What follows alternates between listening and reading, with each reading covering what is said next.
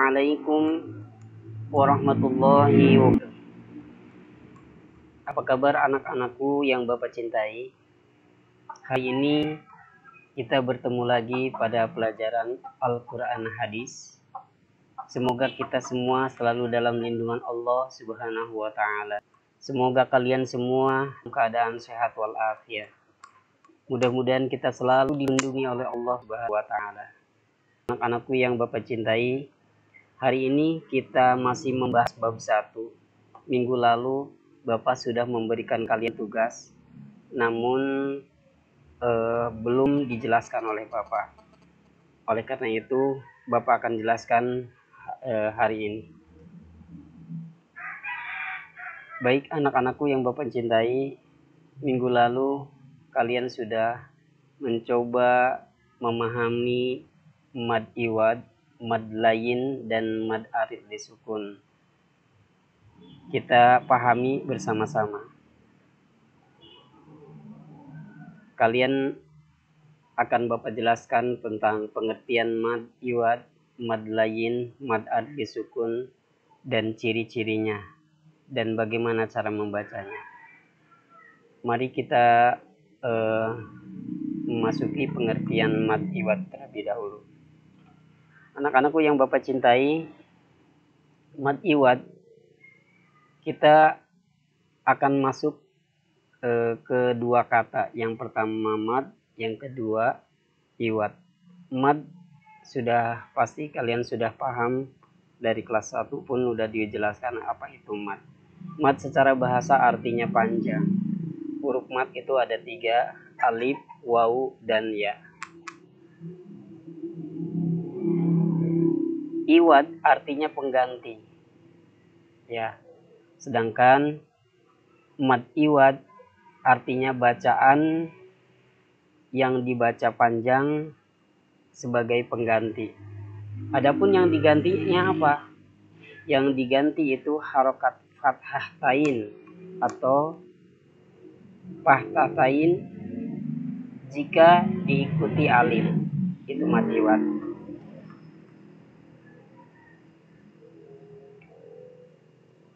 Kemudian menurut istilah, mad iwad adalah bacaan panjang ketika ada tanwin fathah atau fathah tain dibaca wakof berhenti pada akhir kalimat. Baik berhenti karena terdapat tanda wakaf ataupun karena kehabisan nafas. Cara membacanya dibaca panjang, 1 alif atau 2 harokat. Kita akan lihat bacaan surat Al-Adiyat. Contohnya surat Al-Adiyat ayat pertama. Wal 'adiyati dhabha. Kesalahan yang terjadi, tanda bacaan mad iwad sering terjadi seperti ini. Wal 'adiyati dhabhan. Salah. Bukan dobhan, tapi di situ ada hukum yang namanya mad iwad. Dobha dibaca panjang seperti itu. Jangan dobhan, terkecuali akan diwasol, dilanjutkan. Wal 'adiyati dhabhan fal muriyati qadha. Jadi dobhannya hilang, mad iwadnya hilang. Jadi berubah menjadi ikhfa. Dobhan karena di depannya ada fa. Dobhan falmu. Tapi kalau di situ berhenti, maka dibacanya mad iwad. Ya, di situ ada fathah tain di atas ha, ya, kemudian diakhiri dengan alif. Alif itu termasuk huruf mad, ya. Sama halnya ayat kedua. Fal muriyati qadha. Seperti itu. Ayat ketiga juga. falmughirati subha. Kemudian ayat keempat, fa'atharna bihi naq'a. Ya. Kemudian ayat kelima, fawasatna bihi jam'a. 5 ayat surat Al-Adiyat itu sebagai contoh mad iwad, ya. Jadi di akhir-akhir ayat ini akan disebut mad iwad kalau kalian membacanya berhenti. Kenapa demikian? Karena walaupun ada hukum mad iwad atau ada bacaan di tengah kalimat, kalau pas ketemu dengan fathah tain dan diakhiri dengan huruf mad alif, boleh dibaca mad iwad. Nah, kembali lagi seperti yang Bapak tadi bilang, kalau seandainya kalian wasol, maka mad iwadnya hilang, ya. Seperti tadi, wal adiyati dhabhan fal muriyati. Nah, itu hilang mad iwadnya. Nah, jadi syaratnya mad iwad itu harus berhenti. Baik, lanjut ke mad layyin. Bapak ulang lagi, mad secara bahasa artinya panjang. Kemudian layyin artinya lunak atau lembut. Kalau dulu Bapak bisa juga dinamakan madlin, seperti itu. Kalau sekarang bisa juga disebutnya mad layyin, ya. Bahasa Arab itu bisa layyin, bisa lin, itu yang artinya lembut. Jadi mad layyin adalah bacaan dibaca panjang dengan suara lembut, ya, tidak kasar, ya. Nah, menurut istilah, mad layyin adalah apabila terdapat waw sukun atau ya sukun, ya. Itu termasuk huruf mad. Waw, ya, itu termasuk huruf mad, ya.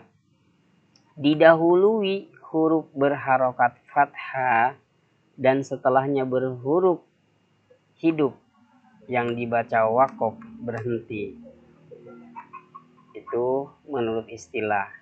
Cara membacanya dapat memilih 1 alif atau 2 harokat, 2 alif atau 4 harokat, 3 alif atau 6 harokat. Contohnya kita akan membaca surat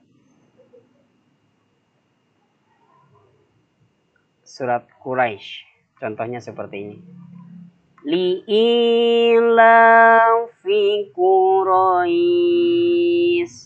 Nah, Quraisy itu contoh mad layyin, ya. Quraisy. Jadi tidak Quraisy, ada sering terjadi Quraisy. Bahkan sering tidak dipanjangkan. Padahal itu adalah mad layyin, harus panjang. Panjangnya bisa 2 harokat, 4 harokat, 6 harokat. Oleh karena itu, ini harus diperhatikan oleh kalian. Ila fihim rihlatash syita'i was-shayf. Ya.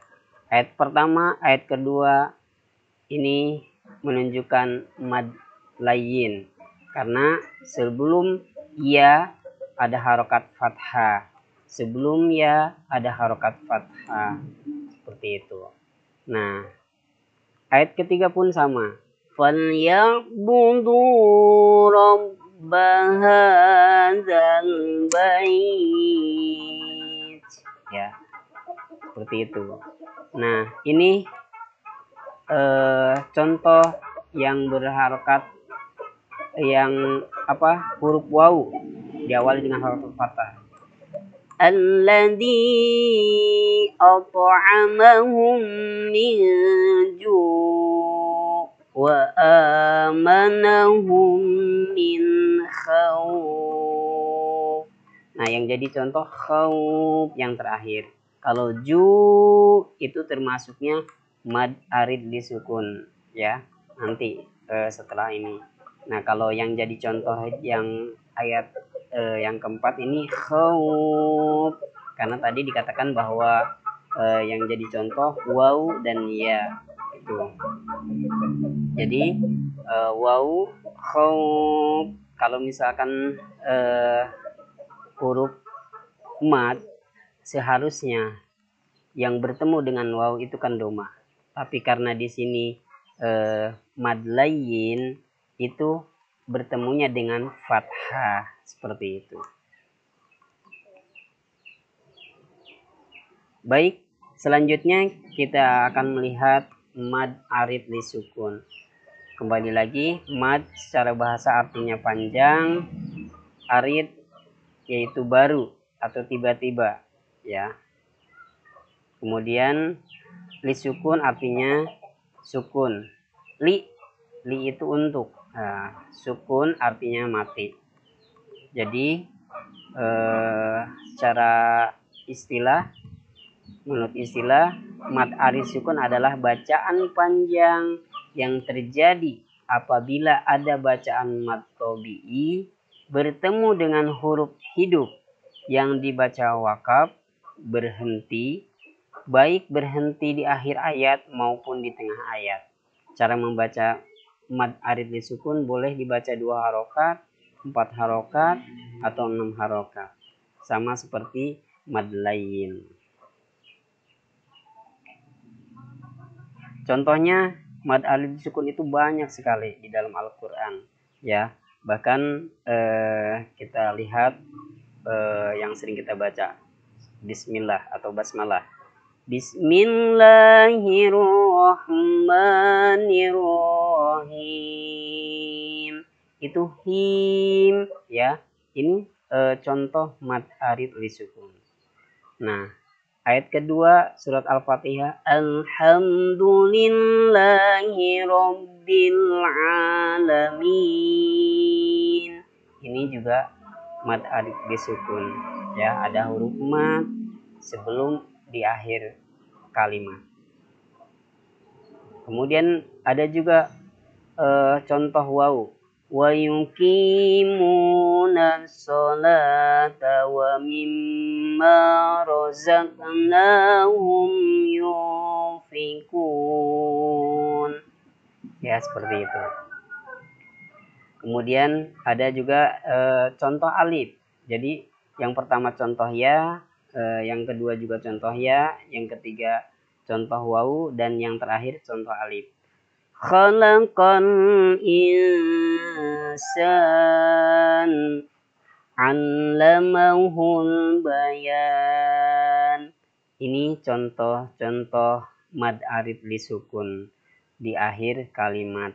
Jadi kesimpulannya, mad iwad hanya huruf madnya yang dipakai itu alif saja, didahului dengan fathah tain. Kemudian mad layyin itu bertemu dengan huruf mad yang waw dan ya. Waw dan ya diawali dengan fathah. Nah, kalau mad arid disukun, semua huruf mad yang 3 ya menjadi contoh mad arid disukun, tapi berada di akhir kalimat atau di akhir wakof, walaupun di tengah. Kalau diwakofkan itu mad arid disukun. Demikian tadi contoh bacaan mad iwad, mad layyin, dan mad arid disukun. Mudah-mudahan kalian bisa memahami.